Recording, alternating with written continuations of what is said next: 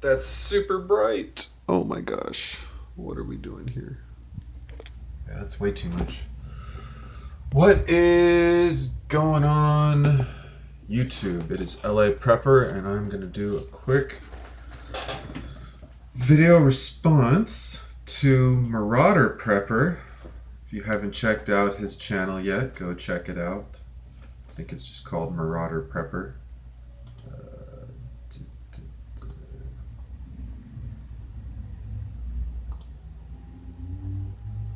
Yeah, Marauder Prepper, one word. So go check him out, give him some subs. Put out a video yesterday called Top 5 Reasons You Won't Bug Out. And I'm not going to call it, to call it a trend is not really accurate, but I would say that the hype for bugging out is lessening than what it used to be. I think a lot of people are realizing that if you're already in a shop, basically you would only bug out to if you just absolutely had to leave your premises. If it was unsafe, fire, earthquake, flood, something, not just because stuff's a little funny outside your door, right? So let's talk about some of the different things he listed. He was talking about 5 things, but it was they were kind of, some of the ideas were sort of intertwined. So one thing he was talking about was logistics. Very, very relevant topic, especially given that roads are going to be so backed up so quickly. You might just say, well, I'm going to throw everything in my Suburban and jump on the road.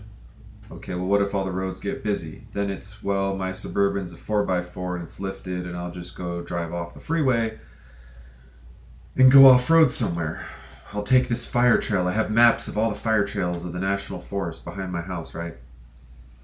So that's going to work great until, the off-road trails get all busy. You don't think you're the only one who's going to try to drive off-road. It's going to be like somebody, it'd be like out of a bad movie with like John Candy or something. Not that he makes bad movies, but like a funny movie with like him and Martin Short or something. But there'll be somebody in like an Astro van loaded to the gills, stuck, and there'll be like Hummers and like Jeeps waiting for this Astro van to like get unstuck. Like that's gonna be you bugging out on an off-road trail. I promise you. Just imagine people up in the snow. Like when Californians go up in the snow and they don't know how to put chains on, they don't know how to drive, and they're all crazy, and they go too fast or too slow or whatever. It's going to be like that. It's going to be, the first day of ski season in the parking lot when everyone's leaving, maybe at the end of the week. First week of ski season when everyone's leaving on a Friday night. That's what it's going to be like, except, 100 times worse. So just keep that in mind. Logistics during, if it's one of those things where everyone's kind of bugging out at the same time, when you bug out, I think a lot of people sort of presume that it's like right before something happens, like, oh, there's a tsunami warning, I'm gonna bug out. Oh, there's a hurricane warning, I'm gonna bug out. Or, oh, there's the LA riots, I'm gonna bug out, or something like that. But you can certainly bug out before. I guess bugging out before shit hits the fan is just called moving. Like if I go move to the country right now, that's moving. But if I leave my apartment and go live in the woods and try to try to go hide from the rangers, you're not supposed to live in the woods more than 30 days. I don't think you're not supposed to camp more than 30 days out of a year, which is kind of shitty. I think. I get that they don't want people living in the forest per se, but I don't know. It's rules, rules, and more rules. Just never-ending amounts of rules. No matter what you want to do, just to live. Like literally, to go sleep in the forest like Robin Hood, You're not breathing anyone's air, you're not taking up anyone else's space, you're on public land. Just to go sleep in the middle of the forest. Government doesn't want you to do that more than 30 days in a row. Do they think everyone's going to go sleep in the forest for free? I doubt it, They want to keep you, where they can keep their eye on you. They don't want you just roaming around doing whatever you want. But anyways, he's talking about bug out location. Marauder Prepper gave some interesting math about how what the population in his areas, and if everyone just had this little small space, how many people can fit in the forest by his house or whatnot. And if everyone bugs out, and presumably people want to bug out to kind of nice areas that have streams and mountains and trees and such. In California, maybe if you're in Georgia, yeah, you got plenty of forest for days. You're not going to run out of trees. But in California, bugging out, unless you go somewhere like the desert or the ocean, I don't know. I think the ocean, honestly, I think the ocean is a highly underrated bug out location for a lot of different reasons. And in fact, I got to do a separate video on that, especially because I'm making my bug out boat. OBO. It's even got a good acronym. At any rate, okay, video idea. So, do you really think you're the only one that has this idea that I'm going to go live in the woods, live in the forest? If you're in Canada and you have the wild wilderness next to you, or if you're in Montana or something, or maybe even like Arizona, yeah, the population's a little bit lower. But if you're in like New York or California or even somewhere like downtown Vancouver, I guess you'd be all right even in downtown. You can kind of get out of town, but just be mindful of how realistic it is that you're going to go out into your secret location and nobody else is going to be there or find it. It might be realistic for you. It's not realistic for a lot of people, but it might be realistic for you. Marauder makes another good point right after that, talking about, what's wrong with your current shelter, right? I have a stove, I have a hood, for the stove, I have a fridge. Now, granted, that's with the power on. With the power off, and, presumably gas off and stuff like that, I still have shelter. I don't have running water, but at least I have a place to store water. I still have a secure location, and I think, personally, that just having a secure location is at least... it's hard to kind of imagine what the kind of, quote unquote threat would be during WROL, but I think for sure you're going to have kind of a variety. You're going to have ne'er-do-wellers, you're going to have marauders, just kind of one-off or small groups. Then you might have some larger roving gangs, and others might just be opportunistic. You might have a dad out looking for food for his starving kids, and he sees some food or a bag or something, and he grabs it, and then somebody says, hey, that's my bag, and he looks at him and he makes a decision whether or not he's going to run with the bag or fight the person or what, and there's going to be little decisions like that on a daily basis where people who aren't prepared mostly, and even maybe people who thought they were prepared, at some point they're going to need some supply that they don't have, and they're going to have to leave the safety and security of their wherever they're staying, and they're going to have to go out and find whatever they're looking for, if it's medicine, if it's food, if it's water, if it's a part for their vehicle, or who knows, so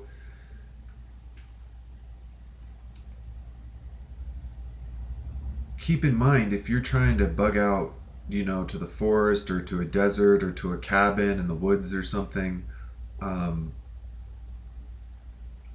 don't plan on bugging out unless your situation out there is going to be considerably better than your situation here. Some people might think, oh, you're in the city, that's a really terrible situation. There's going to be riots and gangs, and you're going to have hundreds and hundreds of thousands of people on your doorstep or whatever.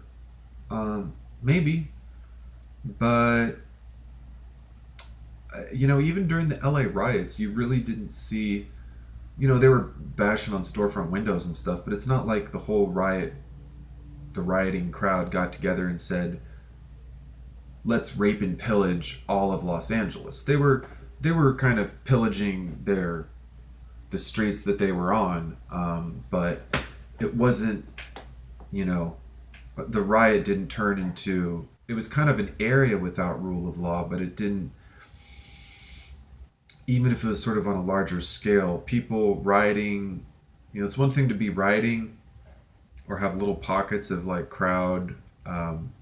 You see videos during riots of somebody picks up a trash can and throws it, and then other people are throwing chairs, or somebody breaks a window, and then other people are breaking windows, and stuff like that. But um, to just go start committing burglaries or breaking into cars and taking radios, it's not to say that it's not possible that that can happen in sort of a crowd frenzy type situation, but people aren't very organized now when society is not, shit hits the fan. So this idea that people are somehow going to be more organized, I mean, they're going to be gangs of desperate people doing desperate things, probably, if we get to that point. But is it going to happen overnight, and is it going to be the majority of people? I really highly doubt that. Because even right now, how organized, and how collective is society? Other than work, other than, government sort of putting organization on us into different houses and cities and counties and zones and jurisdictions, and other than all the kind of external organization that is put on us, how much are you going out of your way, to organize something with a group? You might be. People that are watching this video might be. But I think in general, most Americans, most people of the world, maybe they have a hobby and they're in a sailing club or a coin collecting club, or, they go do yoga or something. But as far as if they're, doing collective organization to achieve a very specific set of goals or something like that, I don't personally see human involvement at that high of a percentage. I would estimate the amount of people doing something like that, actually trying to put energy into changing the world in some kind of meaningful way, somewhere between, I want to say around 10%. It might be a little bit higher, but I would say definitely below 33%, probably below 25%. Even 1 in 5 sounds high at 20. Let's say 10%. Let's say 1 out of 10 people are motivated enough that they would organize, to do that. That means that 90% of the population, I would be highly suspect if the majority of people in the city during WRL are going to kind of turn into that. And in fact, if you look at Harvey and Irma and Maria, what you find is that even if you do have kind of a little short-term bump in crime, I think most of the people that were good people before the emergency were going to be good people after the emergency. Now, of course, the difference is being a person of good character without power for a couple of weeks is one thing, but when you're running out of water, you don't have power, your kids are running out of food, you're hungry, and that animal instinct starts to kick in. It's that long-term, the realization that you might be in a medium to a long-term difficult scenario, that things start to get a little crazy. Like take let's say Thunderdome, in Katrina, whatever that, the sports dome where they had a lot of people, got a little bit insane in there. I think people were kind of freaked out and they weren't really doing a great job of managing people's stress. They just kind of threw them all in there and said, I'm sure they tried to kind of organize it, but you know what I mean? I think that it probably could have been handled better in a few different ways, but at any rate, it got a little bit hectic and chaotic in there. So, but generally speaking, I don't think most people in that dome were trying to figure out a way to steal from their neighbor or something. I think they were just all kind of, traumatized and just trying to deal with the situation the best they can. So I'm rambling a little bit here, but the point is, I don't personally see bugging out as something that I'm going to do voluntarily. It's a very involuntary thing in my own prepping plans. Do I want to move to the country? Yeah. Would I love to have a location that's not around 9 million people in the city of LA? Totally. It's a very LA thing to say, right? But am I going to go take my bug out bag and live in the forest? No, I'm not. I like camping. I love being outdoors. I think there are a lot of really important skills that you can learn spending time outdoors, but personally, I think it just makes a lot more sense to have a home base that's a somewhat secure, insulated shelter that has convenient things like a locking door. You can make a great shelter out in the forest. You're not going to make a lock by hand. Are you going to bring chain and a padlock out with you in your bug out bag? How are you going to lock your stuff? You going to bring your gun safe out with you? Are you going to leave your duffel bag with your little padlock on the zipper, in your forest bunker? Everything gets more complicated when you walk out of your apartment, when you walk out of your house. Everything, unless you have a container out there. Like a container would be pretty cool. Other than the fact you don't want someone locking you out from the inside or from the outside, locking you in from the outside. But man, bugging out is such maybe if you have some land and a cabin, I think, for example, like another overtaxed prepper, no overtaxed taxpayer. Anyways, I think he has like a property out on some land that's a little more remote area. Like that makes sense for bugging out, right? So it's a shelter, it's away from people, and it's something that, it's more sensible than like, oh, there's this spot in the forest, I'm going to pitch a tent there and somehow just rough it. Like I think having a cabin on a piece of land that you own is a much different bug out reality than I'm going to take my bug out bag and drive on the roads that don't have traffic until I reach somewhere and just camp. I mean, you could do that. You could totally do that. Unless, all of society's collapsed, you're going to end up on somebody's land, at least in the meantime. So that's and that's another thing, honestly. There is a lot of public land in this country, especially out west. Excuse me, but by and large, unless you're bugging out to someone else's or to out in general and you end up on private property, maybe you don't even know it, it's going to be a lot more issues. So it's just such the things that make a really good bug out location of it being remote are exactly the same things that make it difficult. If you're remote, you're going to be far away from people, sure, but do you have running water? Do you have supplies of food? Are you just going to live off the land? It's, I don't know. I think it can be romantic, perhaps, to think about just kind of go out on your own, but I would sort of suggest that anyone that's thinking about bugging out, just go take a month off work, go spend 30 days. Man, I tell you, but for Christmas break, it would be really interesting to just go try to spend 2 weeks up in the woods. I'm going to admit that would be tough for me. That would be tough for me. I'm used to having warm showers and being warm and secure. I definitely wouldn't do it before I have my hunting license because I'd have to do it without any firearms and that. For a couple of days is not a big deal, but spending a couple of weeks out in bear country and mountain lions and stuff and maybe other animals, furry animals out there. I'm not the biggest fan of, at least by myself. If I had a friend or a dog or something like that, that was going to go out with me, I would probably do it. But if I'm going to spend 2 weeks out in nature, may as well hunt. In the meantime, that would be pretty legit to go hunt and catch something and then cook it that day. That's definitely in my future. Looking forward to it.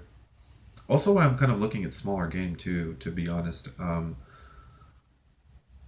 If I'm out hunting or if I'm out like hunting and camping for 2 weeks and I kill a pig the first day that I'm out there, what am I going to do with this pig? What am I going to do with all this meat? Am I going to put it on ice? Am I going to just dry it in a cool area and hope that it doesn't rot? I mean, you gotta prep it. You gotta deal with it. I guess I could try to smoke the whole freaking thing. Maybe cut it up into strips and smoke them all individually and just make jerky. But so much planning that goes into hunting, in my opinion. That's the one thing I really don't want to screw up is I want to make sure that I process it and the meat isn't rotten and that it's it's safe to eat. That's kind of my only concern, is that I get a little bit sick from the meat. And I know if I cook it right and handle it right, it's, relatively low risk, but nevertheless, yeah, just, common sense, just like when you're cooking chicken. So this video is getting a little bit long unnecessarily, but I really, Marauder Prepper, man, he is putting out so many videos, and they're really good videos. Like, he's really funny, and he kind of has a comedic spin to a lot of what he's doing, but at the same time, he covers a lot of really interesting topics. Like in this video, Reasons Not to Bug Out, he's doing stuff about cooking, about whether or not people are experts. He made a really good point. I don't know if it was in Expert Prepper's video, or maybe 5 Reasons You Don't Want to Bug Out, but he was talking about cooking outside with like a few briquettes, and he was talking about how he practices all the food that he cooks, kind of cooking outside in a way that you might cook, shit hits the fan, like not using your stove, so that everything that he's doing, he knows that he could cook it like that if he had to. And I think, or that his family, could cook it like that. And I think that's a really cool idea. I'd be grilling and cooking outside every day if I didn't have to. I could probably put a grill up on the patio or something. I've thought about it.